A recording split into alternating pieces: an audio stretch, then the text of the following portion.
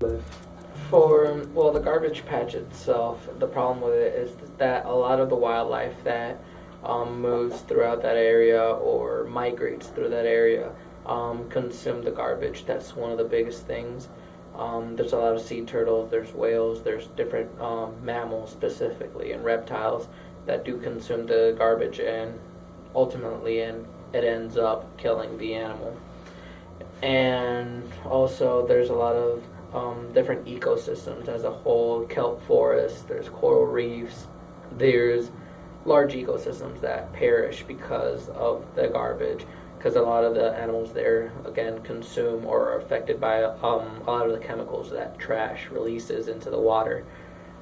So that becomes a really big problem when it comes to a whole ecosystem functioning, mostly because if you kill one species, let's just say just one species is affected by the garbage, it affects the whole ecosystem and creates a trophic cascade at the end of the.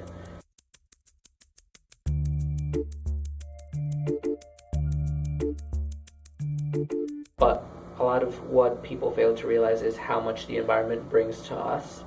There's a lot of environments that are considered resources for humans just because, for example, coral reefs, a lot of medicine comes from coral reefs, chemicals, and a lot of the organisms serve as examples or even foundations for modern medicine, modern practices in engineering and medicine and multiple fields. And with that garbage patch, if those ecosystems do die off, not only we will lose the organisms that inhabit it and are key to that ecosystem, but we also lose that fountain of knowledge and potential development for the future. Yeah.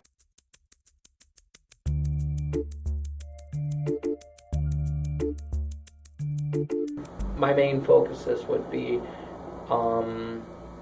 reducing or modifying the materials that we use.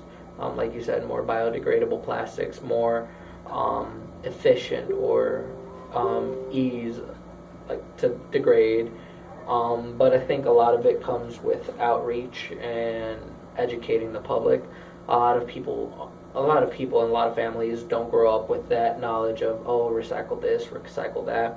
And I think it comes to educating the public about what the consequences are and what we can do to prevent said consequences. And I think if we do get the public in play with that and be a part of making a change, then a lot of the public will do what's necessary to prevent said events. And I think it's just more about education, but there is a big factor in changing the materials that we use.